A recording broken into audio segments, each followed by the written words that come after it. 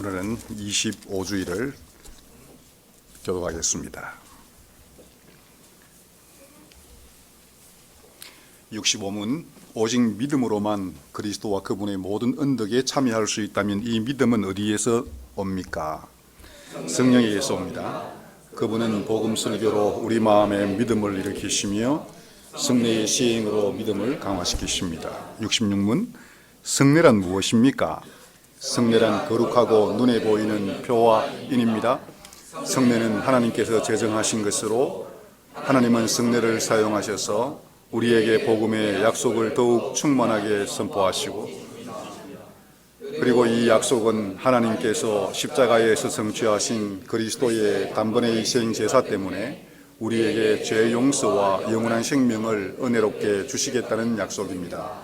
67문 그러면 말씀과 성례는 모두 우리 구원의 유일한 근거로 십자가 위에서의 예수 그리스도의 희생 제사에 우리의 믿음을 집중하도록 의도되었습니까?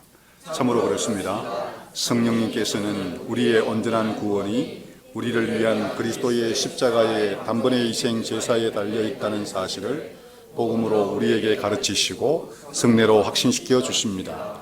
68문 그리스도께서는 새 언약에서 얼마나 많은 성례를 제정하셨습니까?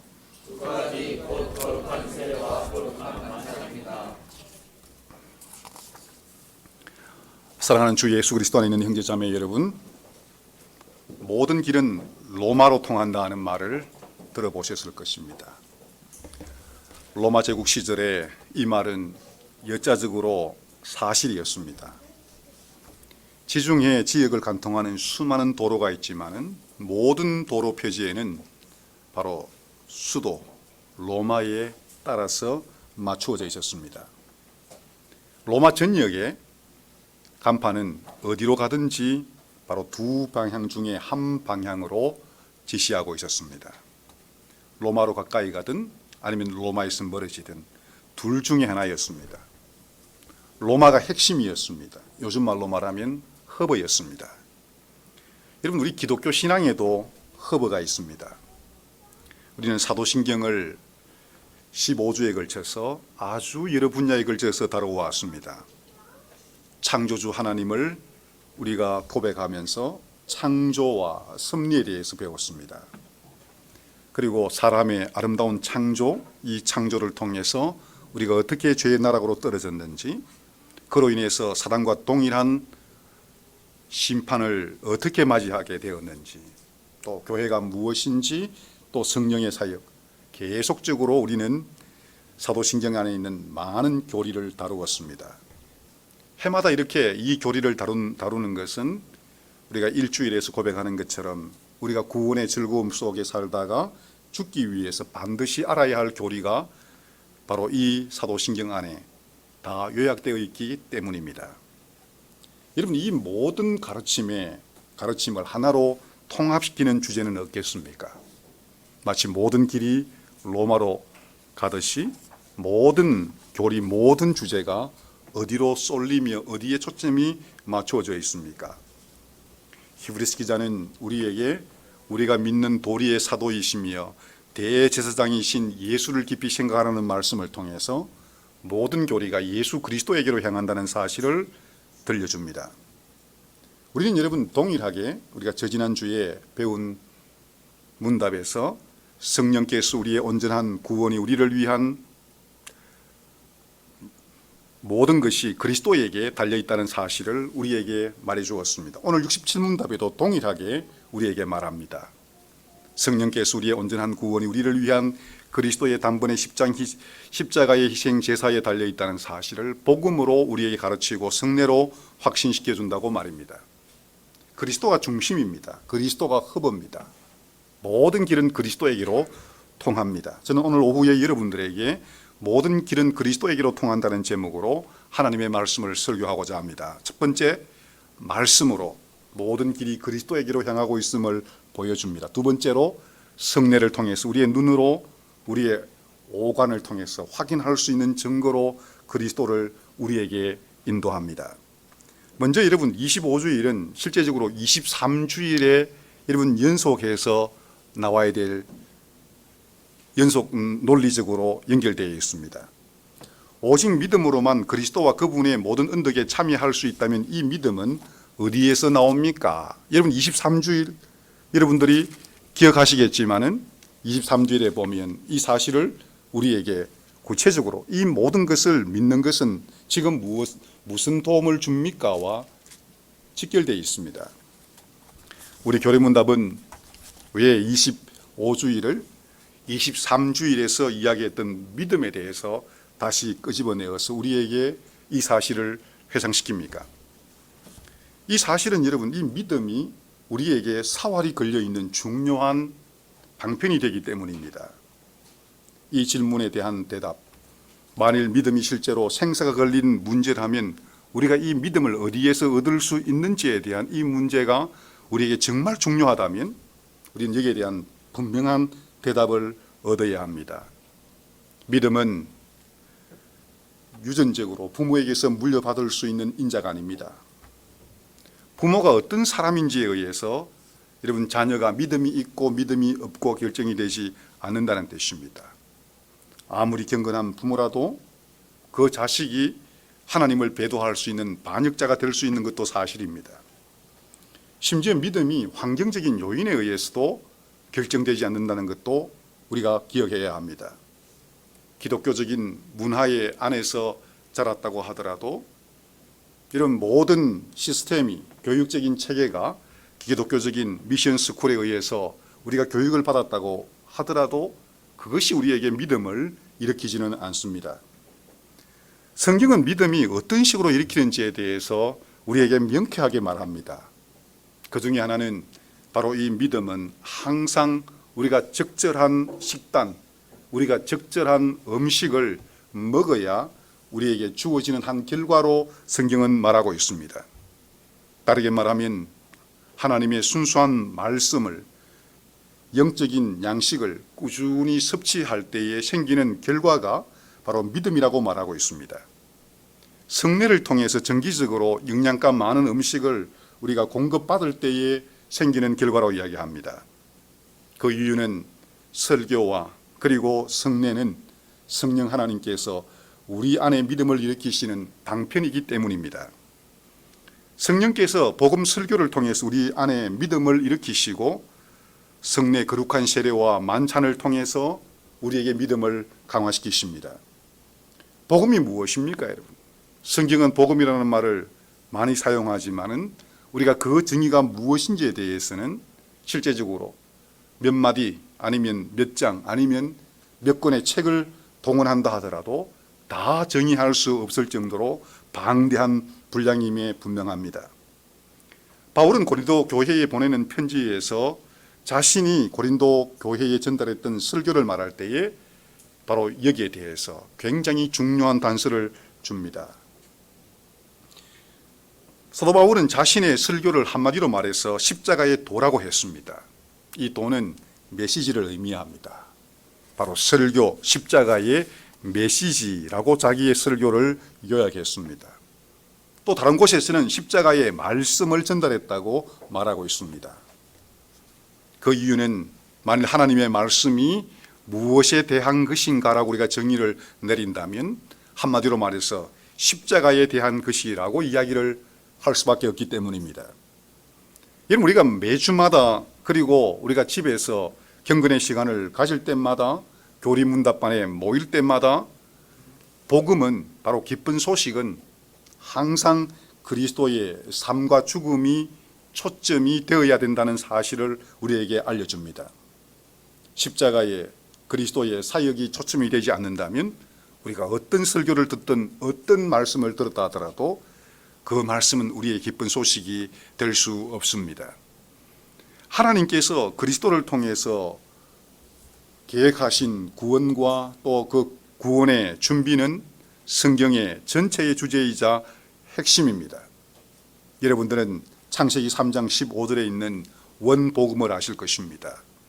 죄가 들어오고 난 뒤에 이 하나님의 형상으로 지음받은 사람이 사단과 동일한 운명에 처했을 때에 하나님께서 친히 오셔서 여자 후손에 대한 복음을 들려주시고 그 복음을 이루시기 위해서 아브라함을 선택하시고 나중에 아브라함의 후손 이스라엘을 자기 교회로 만드셔서 그 안에서 그리스도가 오게 하시고 오신 그리스도를 또 교회 안에서 전하게 하시는, 이것이 성경 전체가 우리에게 보여주는 하나님의 구원의 계획과 하나님의 구원을 이루어 가시는 과정을 알려줍니다. 그래서 바울은 골로새 교인들에게 구약 성경을 한마디로 말해서 그리스도의 말씀이라고 이야기했습니다. 그리스도의 말씀이 너희 안에 풍성하게 거하도록 하라. 여러분, 그리스도라는 말은 바로 하나님의 직분자라는 뜻이며 그리스도께서 요단강에서 세례를 받으실 때에 얻으신 직분의 이름입니다. 우리는 그리스도라는 이름을 구약 성경에서 메시아라는 이름으로 발견할 수 있지만은 바로 예수 그리스도의 성육신하신 구체적인 성자 하나님으로 나타나지는 않습니다. 하지만 구약 성경 전부가 성령께서 바로 그리스도에 관한 말씀이다라고 골로새 교인들에게 말씀하셨고, 이 말씀을 우리에게 말씀하셨습니다. 바로 우리가 구원을 받는 것이 옛 언약의 백성이건 새 언약의 백성이건 그리스도를 통해서이기 때문입니다. 바울은 고린도 교회 교인들에게 다시 이야기합니다. 십자가의 도가 멸망하는 자들에게는 미련한 것이요 구원을 받는 우리에게는 하나님의 능력이라. 바로 이 복음, 십자가의 메시지, 또 바울이 골로새 교인들에게 했던 말처럼 이 그리스도의 말씀을 우리가 들을 때에 우리가 성령의 역사로 인해서 우리는 강력한 에너지, 강력한 자원에 우리는 연결됩니다. 그리스도의 메시지는 참으로 믿기 어려울 정도의 강력한 힘을 가지고 있습니다. 여러분, 강력한 힘이라는 것은 바로 이 믿음으로 이 메시지를 받아들이는 사람에게 그의 운명이 달라집니다. 죄로 인해서 정죄를 받아야 마땅할 자들이 구원을 얻게 되고 하나님과 이생과 내세에서 영원히 교통할 수 있는 영원한 생명을 얻게 됩니다. 그래서 히브리서 기자는 하나님의 말씀은 살아있고 능력이 있다고 말할 수 있었습니다. 성경이 그리스도에 대해서 우리에게 말할 때에 설교가 그리스도에 대해서 정확히 권위를 가지고 우리에게 그리스도를 전달할 때에 하나님의 말씀 설교는 강력한 능력이 있을 뿐만 아니라 살아 있습니다. 이 메시지가 여러분에게 무언가를 해냅니다. 여러분이 이 메시지를 통해서 여러분과 연결될 때에 여러분을 변화시킵니다. 여러분에게 도전을 던지고 위로를 주고 심지어 여러분에게 죄인이라고 선언함에도 불구하고 회개를 일으키고 소망을 가지도록 만듭니다. 여러분, 우리가 이 첨단 지금 기술이 판치는 문화 시대에 살고 있습니다. 하지만 첨단 기술조차도 신속하게 태물로 변화가는 것을 우리가 매일 느끼고 있습니다. 우리가 이번 주에 샀던 여러분 아주 최첨단 휴대폰이 1년이 되지 않아서 구형이 됩니다. 사람들이 최신식 화두로 내놓았던 수많은 주제들이 1년이 지나지 않고 여러분 태물로 사라집니다. 오늘 우리 시대에도 이 젠더에 대해서 온 시대가 들끓고 있습니다. 페미니즘이 마치 우리 시대의 큰 화두인 것처럼 보여집니다. 하지만 성경은 이도 얼마 가지 않아서 사람들 기억에서 생각 속에서 사라지게 된다고 말하고 있습니다. 왜냐하면 이 땅 위에서 영원한 것은 없기 때문입니다. 영원한 것은 하나님의 말씀밖에 없습니다. 베드로가 하나님의 말씀은 살아있고 영원히 있다고 이야기했습니다. 그렇기 때문에 여러분은 하나님의 말씀을 의지할 수 있고 또 여러분들이 하나님의 말씀을 의지할 때에 여러분에게 강력한 또 여러분들에게 변치 않는 능력과 힘을 제공할 수 있습니다. 주님의 말씀이 권위로 설교될 때마다 하나님께서 여러분 마음속에 일하셔서 믿음을 일으키시고 여러분의 믿음을 강화시킵니다. 우리가 성경 공부 시간에 여러분 말씀을 펼칠 때마다, 우리가 집에서 조용히 앉아서 성경을 펼칠 때마다, 우리가 형제들끼리 만나서 그리스도의 말씀을 나눌 때마다 하나님께서 여러분 속에 일하십니다. 하나님은 우리에게 복음의 약속에 대해서 말씀하십니다. 오늘 66문답이 우리에게 말하는 것처럼 이 약속은 하나님께서 십자가에 성취하신 그리스도의 단번에 희생 제사 때문에 우리에게 죄 용서와 영원한 생명을 은혜로 주시겠다는 약속입니다. 이 약속은 기쁜 소식입니다. 그리스도가 화두가 되기 때문에 이 사실이 성경을 펼칠 때마다, 설교를 들을 때마다, 성대 교통이 진행될 때마다 화두로 떠오르게 됩니다. 하지만 여러분, 항상 많은 사람이 동일하게 그리스도에 대해서 듣는 것을 좋아하지 않습니다. 일부 사람들은 그리스도에 대해 듣는 것을 싫어합니다. 마치 바울이 고린도 전서 첫 2장에서 왜 교회 안에서 동일하게 세례를 받고 동일하게 성찬에 참여하는 형제들임에도 불구하고 어떤 사람은 그리스도의 십자가를 듣기를 좋아하고 어떤 사람은 싫어하는지에 대해서 우리에게 말합니다. 그 이유는 무엇입니까? 사도 바울은 그 근저에, 많은 이유가 있지만 그 근저에, 그리스도를 싫어하는 사람들 그 근저에는 성령이 없기 때문에 그리스도의 복음이 무엇인지를 이해하지 못해서 그리스도에 대해서 듣기를 싫어한다고 말합니다. 여러분, 그런 사람이 어떤 사람이냐 하면 바로 유대인들입니다. 유대인들은 늘 표적을 구했습니다. 그 당대의 많은 유대인들이 기적적으로 드러나는 일들, 특수한 효과를 원했습니다. 그들은 자신들이 믿기 전에 자신들이 믿을 수 있는 강력한 확증을 요구했습니다. 심지어 예수님께서 이 땅 위에서 사역하실 때도 사도들에게 했던 것처럼 이 유대인들은 똑같이 요구했습니다. 자기들 눈앞에서 병을 고쳐 봐라고 요구합니다. 모세가 광야에서 했던 것처럼 하늘에서 떡을 내려서 우리에게 먹을 양식이 있도록 하라고 요구합니다. 그들은 계속 눈으로 볼 수 있는 것을 원하고 요구했습니다.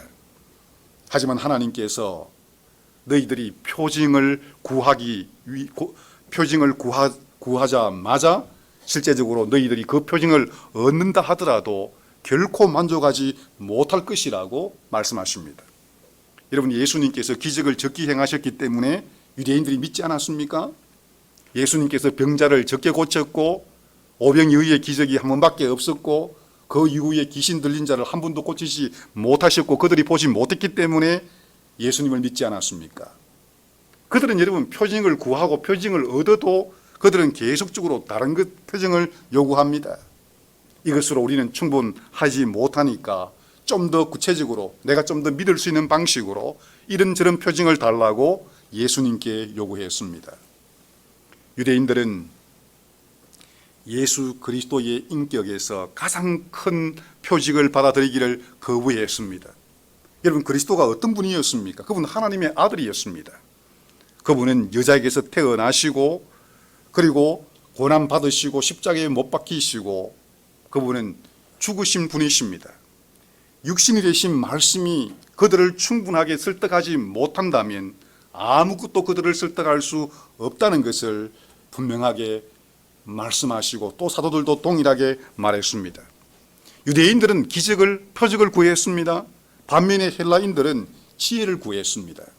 헬라인들은 철학과 지식을 사랑해서 그들은 늘 논리와 인간적인 이성과 추론, 합리에 여러분 근거해서 진리를 가지기를 원했습니다. 그들은 여러분 제시해서 토론하고 논쟁할 수 있는 그런 여러 가지 아이디어를 원했습니다. 다르게 말하면 사람의 지성과 이성이라고 하는 소나기 안에서 놀아날 수 있는 그런 개념들, 바로 인간의 이성이 충분히 받아들일 수 있는 그런 합리적인 논리, 지혜를 그들은 원했습니다. 하지만 참되신 하나님은 사람이 만들어갈 수 있는 조사의 대상이 되지 않으며 하나님의 길은 사람이 도무지 이해할 수 없는 길이었습니다. 유대인과 헬라인이 무엇을 원하든 바울의 사역의 주된 관심사는 표적도 아니고 지혜도 아니었습니다. 바울이 여러분 자기가 무엇을 했다고 말하고 있습니까? 자기는 그리스도의 십자가에 못 박히신 그리스도를 설교한 것 외에는 아무것도 하지 않겠다고 다짐하고 또 그렇게 시행했다고 말합니다. 여러분, 바울이 전했던 메시지는 십자가에 못 박히신 그리스도였습니다. 하지만 그 그리스도가 여러분 듣는 사람 일부에게 걸림돌로 작용했습니다. 여러분들이 걸림돌을 만나게 되면 어떤 일이 일어납니까? 우리 자녀들이 열심히 레고를 가지고 여러분 놀다가 방 여기저기에 헐쳐 놓았을 때에 밤에 우리가 자고 잠시 물을 먹고 나가기 위해서 거실로 나갈 때에 그 레고로에 밟히게 되면 어떤 일이 생깁니까? 그 레고는 우리에게 고통을 줍니다. 그 레고가 무엇입니까? 걸림돌입니다. 그리스도는 걸림돌입니다. 일부 사람들에게 그리스도는 걸림돌이기 때문에 그리스도는 그들에게 고통을 주고 그들에게 공격적인 행동을 유발시키기 때문에 그들을 거부합니다. 여러분, 이것이 그리스도가 행하고 계시는 일입니다. 그리스도는 자신이 설교될 때마다 설교를 듣는 사람에게 그들이 가지고 있는 모든 것을 비우고 오로지 자기 자신만 유일한 위로로, 유일한 기쁨으로, 유일한 구원으로 받을 것을 요구합니다. 그리스도가 설교될 때마다 여러분 우리에게 요구합니다. 너희들이 가지고 있는 자유, 명예, 존중, 영광, 독립 그 모든 것들을 버리라고 말하고 있습니다. 오롯이 나를 소유하는 것으로 즐거움을 삼으라고 말하고 있습니다. 내 안에서 참된 자유를 얻으라고 말하고 있습니다. 그렇기 때문에 그리스도는 항상 걸림돌로 듣는 사람들에게 여러분 갈등과 고통을 일으켰습니다. 십자가는 많은 사람들에게 걸림돌만이 아니라 여러분 어리석음으로 다가갔습니다. 왜 그렇습니까? 어떻게 거룩하신 창조주 하나님이 죄인들을 위해서 자기 친아들을 죽도록 이 땅에 여러분 보내실 수 있느냐는 것입니다.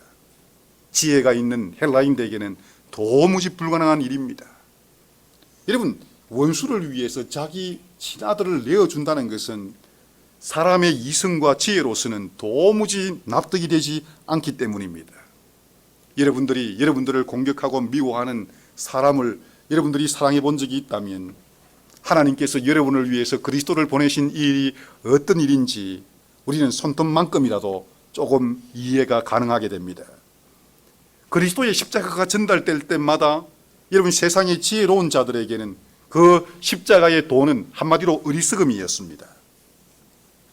바울이 사용하는 이 어리석음이라는 말은 실제적으로 바보짓이라는 뜻입니다.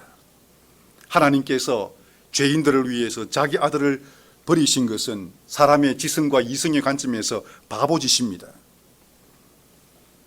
그렇기 때문에 헬라인들이 이 십자가의 도를 듣고 받아들일 수가 없었습니다. 걸림돌이자 여러분 이 바보짓 같은 우스꽝스러운 일을 어떻게 자기들이 여러분 지혜 있는 사람들이 받아들일 수 있습니까? 오늘도 이것은 별반 다르지 않습니다. 여러분들이 속해 있는 사회에 여러분들이 공개적으로 그리스도인이라고 말해 보십시오. 이 지구 안에 있는 수많은 99.99%의 과학자들이 이 지구가 우주가 수백만 아니면 수억 년, 수십억 년에 걸쳐서 만들어졌다는 사실을 정면으로 거부하고 하나님이 6일 만에 24시간짜리 6세 동안 만드신 일이라고 말씀해 오십시오. 모든 인류가 이 땅 위에 태어나면서 아담의 본성을 물려받아서 사단과 그리고 사단의 받아야 마땅할 그 진노를 받을 대상으로 태어났다고 한번 이야기해 보십시오. 그것을 위해서 그리스도께서 하나님의 아들이신 그리스도가 이 땅 위에 보냄을 받아서 죄인들인 우리를 위해 십자가 위에서 죽으시고 대신 죄사함과 의와 영원한 생명을 그분이 얻었다고 이야기해 보십시오. 모두가 여러분들을 바보로 취급할 것입니다. 여러분들 눈앞에서는 웃지만은 그들은 돌아서서 여러분들을 히덕거리면서 조롱할 것입니다. 여러분, 사도들이 예수를 유대인과 그리고 헬라인들에게 설교할 때에 이런 잘못된 생각과 맞서 싸워야 했습니다. 하지만 바울의 설교 속에 결코 표적이나 그리고 이상한 사람들의 눈을 끌 수 있는, 사람들의 마음을 끌 수 있는, 아니면 헬라인들의 지혜를 충족시킬 수 있는 그런 말들을 내뱉지 않았습니다. 여러분, 그들의 마음을 사기 위해서, 그들의 환심을 사기 위해서 그들이 원하는 바를 말하지 않았습니다. 그는 십자가에 못 박히신 그리스도만 설교했습니다. 하지만 모든 세대에 사도 바울 당대에 있었던, 아니면 예수님 당대에 있었던 그런 반대가 있다는 것을 명심해야 합니다. 어쩌면 이 말씀이 고린도 교회 안에 들려졌기 때문에 오늘 우리 교회 안에도 동일하게 그리스도의 십자가를 이 헬라인이나 유대인들처럼 노골적으로 반대하지 않지만 이 십자가를 어느 정도 타협해서 많은 사람들이 호감이 갈 수 있을 정도의 주제로 아니면 내용으로 바꿔야 된다는 그런 생각을 우리가 가지고 있을지도 모릅니다. 여러분, 거기에 대한 가장 좋은 신뢰는 이것입니다. 여러분들은 설교 시간에 무엇을 듣기를 원합니까? 많은 사람들이 설교 시간에 우리가 어떻게 해야 하는지, 어떻게 살아야 하는지, 아니면 어떻게 사는 것이 부부 간에, 아니면 부모와 자식 간에, 아니면 친구지간에, 아니면 우리가 심지어 이방인들과 좀 더 아름다운 어울릴 수 있는 삶을 살아서 그들을 교회 안으로 데려올 수 있는지에 대해서 우리가 듣고 또 그렇게 말해주기를 바란다고 이야기하는 사람도 있을 것입니다. 과연 그럴까요? 바울은 우리에게 무엇을 말하고 있습니까? 목사가, 사도가 해야 될 일은 한 가지밖에 없다고 말하고 있습니다. 분명히 성경에 있는 말씀들을 설명하고 해설하고 적용하는 것이 맞습니다. 우리가 어떻게 살아야 할지, 또 우리가 어떻게 그 삶을 구체적으로 믿지 않는 사람들 사이에서 드러내야 할지 적용하는 것 중요합니다.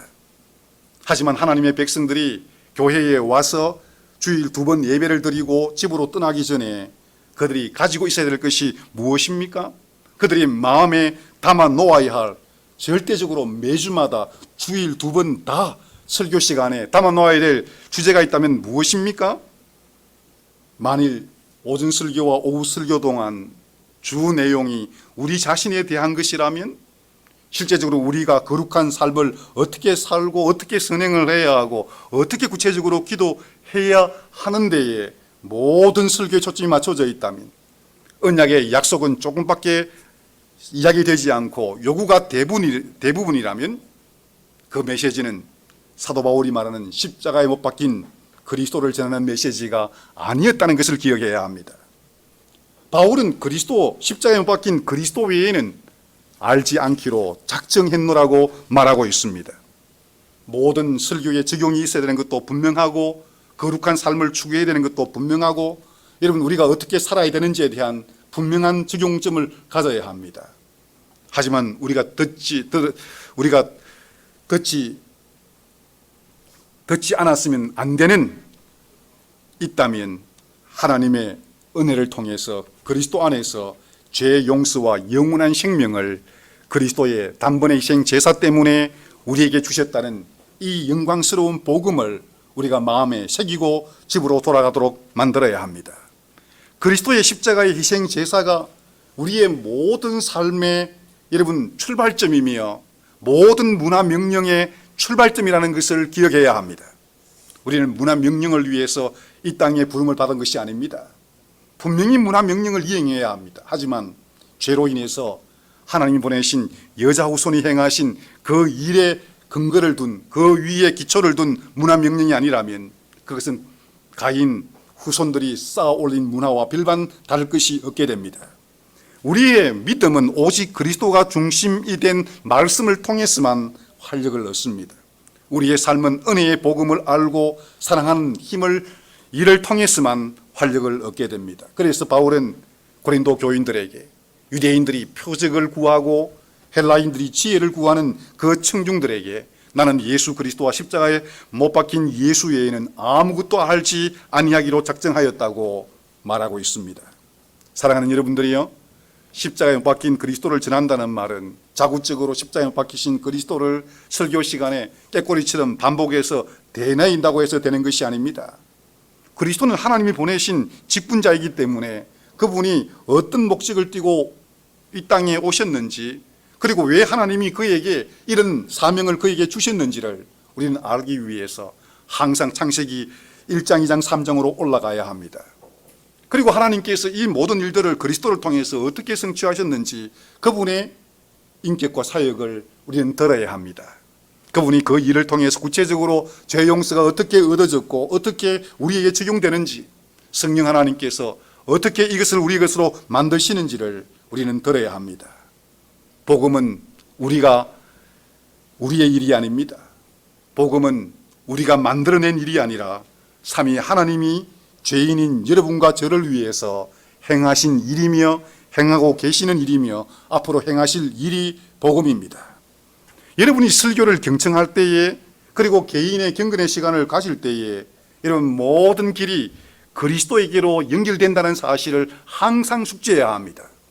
어떤 본문에 있든지 그 본문은 여러분들을 그리스도에게로 이끌어야 합니다.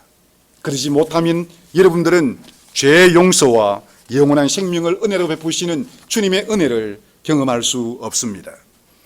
여러분, 하나님의 말씀이 그리스도를 바라보도록 할 뿐만 아니라 그리스도께서 이 사실을 더 구체적으로 우리에게 보여주는 증거물로 성례를 제정하셨습니다. 우리가 낯선 길을 운전하다 보면 우리는 어쩔 수 없이 표지판에 의지하게 되어 있습니다.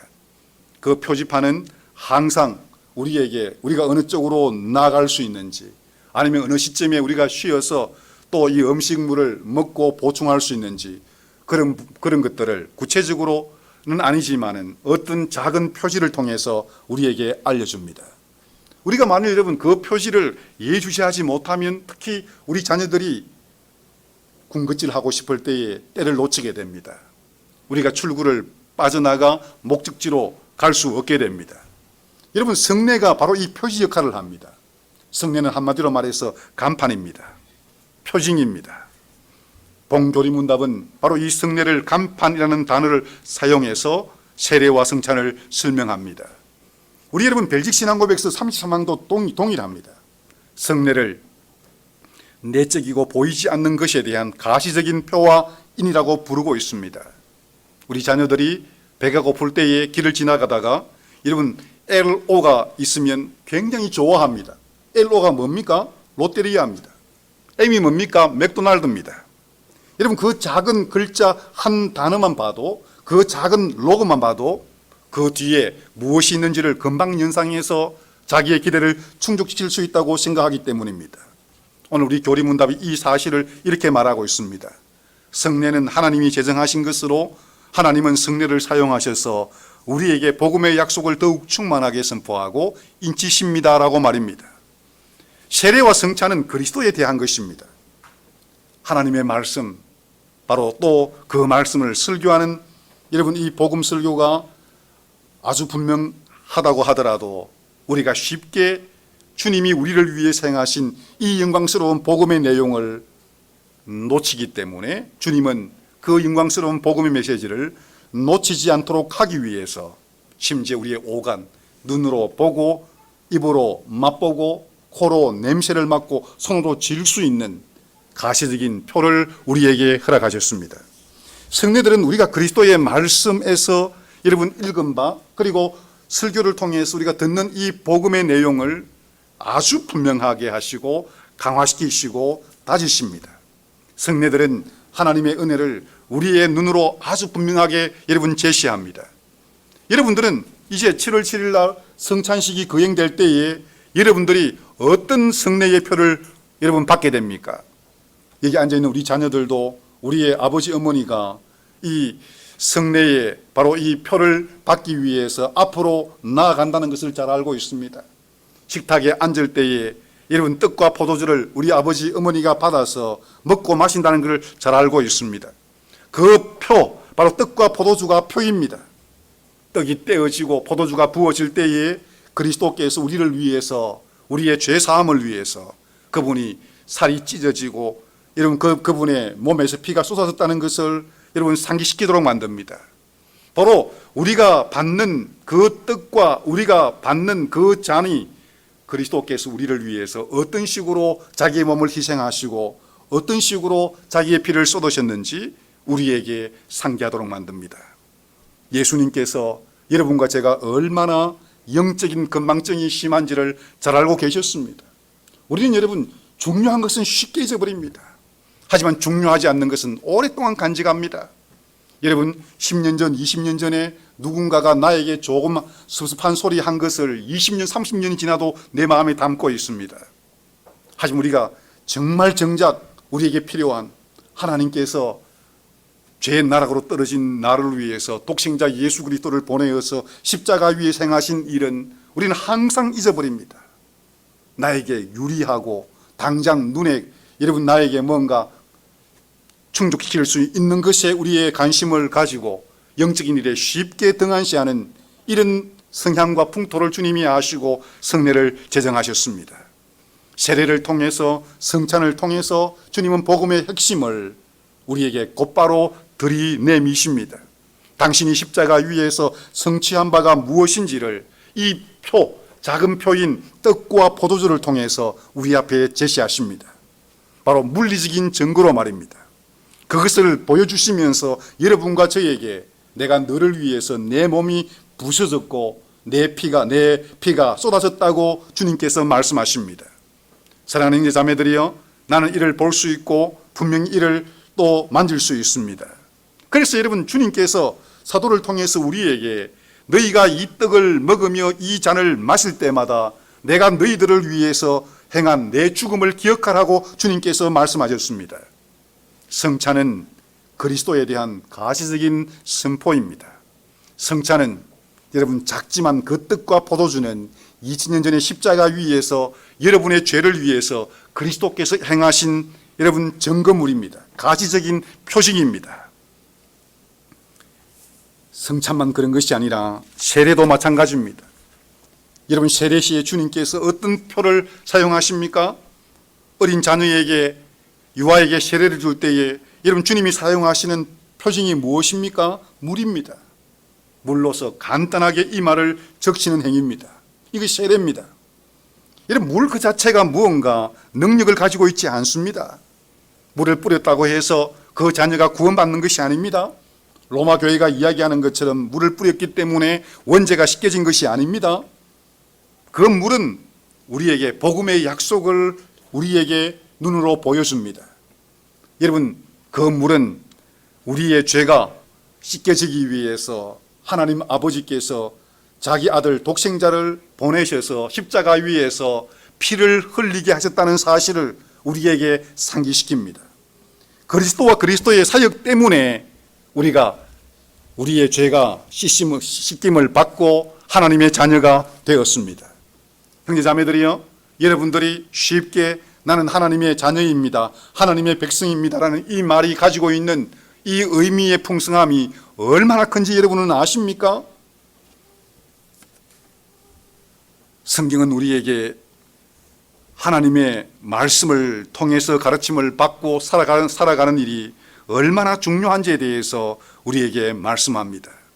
이 땅에 태어난 모든 자녀가 실제적으로 모든 백성, 심지어는 세례를 받는 언약의 가정 안에 태어난 자녀조차도 진노의 자녀였다는 사실을 보여주는 것이 바로 세례 시에 표로 사용하는 물입니다. 여러분, 목사의 가정에, 장로의 가정에 태어났다고 하더라도 그 물로 씻김을 받지 않는다면 그는 진노의 자녀라는 사실을 세례가 우리에게 알려줍니다. 하나님께서 물을 통해서 우리를 씻기심으로 우리를 다시 하나님의 자녀로 받아들이시는 진노의 자녀였음에도 불구하고 그분이 대신 죄로 묻게 될 그 아들의 피 흘림을 통해서 우리의 죄를 씻기신다는 하나님의 은혜와 사랑을 바로 이 세례의 표인 물이 우리에게 가리키고 있습니다. 여러분, 하나님께서 여러분과 저를 자기의 친백성으로 선택할 어떤 이유가 없다는 것을 기억해야 합니다. 우리의 자녀가 더 똑똑해 보이고 우리의 자녀가 교회 안에 태어나기 때문에 여러분, 앞으로 예수를 믿을 그런 가능성이 있기 때문에 주님께서 선택하신 것이 아니라는 사실을 분명히 알아야 합니다. 우리의 자녀도 불신자의 자녀와 마찬가지로 똑같은 죄의 본성을 가지고 태어나 하나님과 이웃을 미워하는 성향으로 가지고 있습니다. 아무도 하나님을 기쁘게 할 수 있는 가능성이 없습니다. 하지만 하나님께서 그런 우리를 어떻게 자기 자녀 삼으십니까? 그분은 순전히 은혜로 우리의 자녀를 신자의 가정에 태어나게 하심으로 하나님의 모든 약속을 아무런 대가 없이 공짜로 주시는 특혜를 받았습니다. 하나님께서 가장 매력적이지 않는 후보자를 여러분 선출하신다는 것도 기억해야 합니다. 교회 안에 있는 사람들 가운데 여러분 시장이나 대통령이 아니면 뛰어난 학자들이 아니면 세상의 재력가들이 별로 없다는 것을 기억해야 합니다. 이것은 여러분 고린도 교회나 신약 성경에 있는 대부분의 교회의 상황과 마찬가지입니다. 하나님께서 유력한 자를, 재벌을, 그리고 세상의 지혜로운 자들을 교회 안으로 부르지 않습니다. 너무나 평범하고 때로는 별로 능력이 없어 보이고 때로는 아무런 소망이 없는 사람들을 주님께서 택하십니다. 왜 그렇게 하십니까? 그 이유는 하나님께서 주시는 구원이 전적으로 하나님의 은혜에 의한 거라는 사실을 보여주시기 위해서입니다. 사랑하는 여러분들이요, 우리 어린 자녀가 여러분 하나님 앞에 무언가 할 수 있는 가능성이 있기 때문에 주님께서 그를 선택하셔서 그에게 물로 자기의 약속을 여러분 표시하시고 인치시는 것이 아니다는 사실을 여러분도 아실 것입니다. 자녀들이 겉으로 보기에 교회에 몇 시간 와 있을 때에 여러분 귀엽고 예쁘지만 집에서 같이 있을 때에 어머니 아버지를 늘 예먹이고 그 말에 반박하고 여러분 키가 자라면 자랄수록 반발심이 훨씬 더 커진다는 것 우리 모두가 다 경험해서 알고 있습니다. 불신자의 자녀보다도 뛰어난 어떤 것이 있기 때문에 주님께서 선택하지 않으셨습니다. 하나님께서 자기의 은혜를 과시하기 위해서 전혀 그럴 법하지 않는 사람들을 자기 교회 안으로 부르셔서 그에게 약속을 주시고 그에게 아름다운 특권의 신분을 그들에게 허락하십니다. 여러분, 우리는 세례 이 예식서에서 이 사실을 구체적으로도 볼 수 있습니다. 들을 수 있습니다. 우리가 성부로부터 약속을 받을 때에 그 약속은 어떠했습니까? 성부 하나님으로부터 이름으로 세례를 받을 때에 성부 하나님은 모든 선한 것을 우리에게 공급하시고 심지어 로마서에 있는 말씀처럼 악한 것도 우리의 유익을 위해서 합력하여 선을 이루신다고 말씀합니다. 하나님이 우리를 악하게 대하십니까? 그렇지 않습니다. 우리가 죄로 초래된 그 결과가 우리 자신을 악하게 만드는 것입니다. 우리의 삶의 모든 것을 우리가 악화시켜 놓았습니다. 하지만 하나님은 당신의 사랑으로 우리가 초래된 죄로 초래한 이 악한 상황조차도 우리의 유익을 위해서 바꾸어 놓으시겠다고 세례 시에 우리에게 약속하셨습니다. 여러분들이 세례를 통해서 바로 하나님의 약속을 받고 그 약속을 믿음으로 받아들일 때에 여러분들은 사실 상상할 수 없는 하나님의 자비의 사랑의 엄청난 영광스러운 여러분 창고에 여러분들이 연결되어 있다는 것을 기억해야 합니다. 사랑하는 여러분들이요, 여러분들이 성찬 때만이 아니라 자녀들이 세례를 받을 때의 세례의 약속들을 여러분들이 깊이 생각해야 합니다.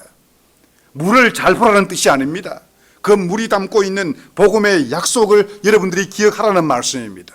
여러분이 어떤 형편에 처해 있든지 하늘과 땅을 지으신 전능하신 하나님이 여러분의 아버지라는 사실을, 여러분이 어떤 죄를 지었든지 성자 하나님이신 예수 그리스도가 여러분의 죄를 위해서 십자가 위에서 여러분을 위해서 자기의 피를 쏟으셨다는 사실을 말입니다. 여러분들이 죄에 굴러싸여서 때로는 여러분의 고집과 아집 때문에 여러분들이 하나님 말씀으로 하나님 말씀의 언약의 길에 들어서지 못하고 계속적으로 우왕좌왕할 때에 성령 하나님께서 여러분을 새롭게 하시는 성화의 주님이라는 사실을 잊지 말아라는 것입니다. 죄를 짓자마자 그리스도에게로 달려가야 합니다. 여러분들이 거룩한 삶을 살기 위해서 여러분의 의지와 인격을 의지하지 말고 여러분에게 약속하신 성령 하나님을 의지해야 한다는 뜻입니다. 여러분들이 세례 시에 받았던 그 약속에 여러분들의 시선을, 여러분의 마음을 묵도록 하기 위해서 주님께서 우리에게 바로 말씀과 성례를 우리에게 허락하셨습니다. 우리의 모든 구원이 우리를 위한 그리스도의 십자가 단 한 번의 희생제사에 맞추어져 있다는 사실을 우리에게 확증하기 위해서 말입니다.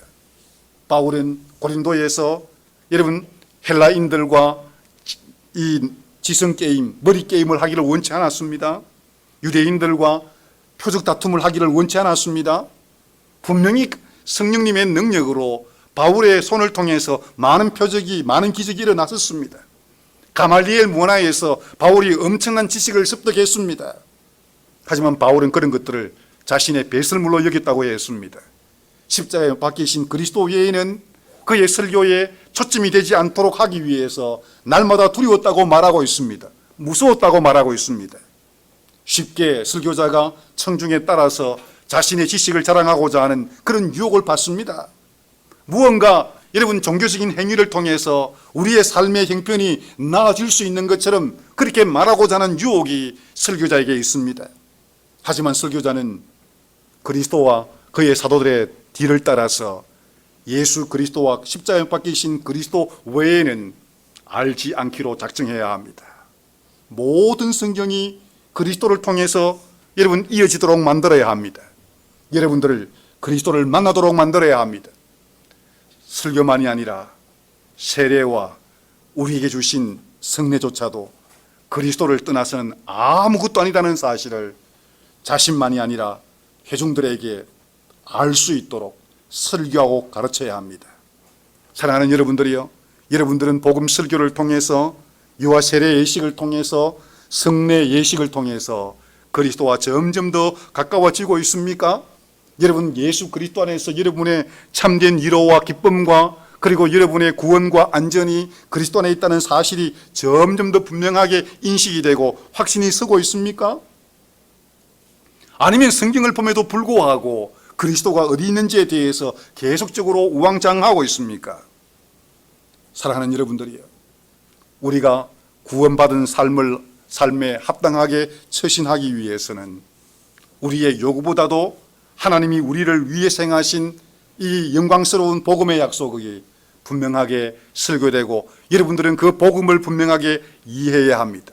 더 분명하게 여러분들이 심취해야 합니다. 그럴 때만이 거룩한 삶을 살아갈 수 있습니다. 로마 제국 당대와 마찬가지로 오늘날도 마찬가지입니다.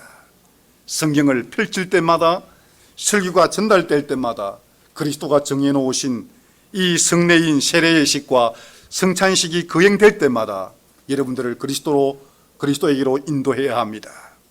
그리스도에게로 여러분들이 가게 될 때에 여러분들은 분명히 그리스도께서 만들어 놓으신 죄사함과 영원한 생명을 통해서 여러분의 영혼이 힘을 얻고 상쾌하게 될 것입니다.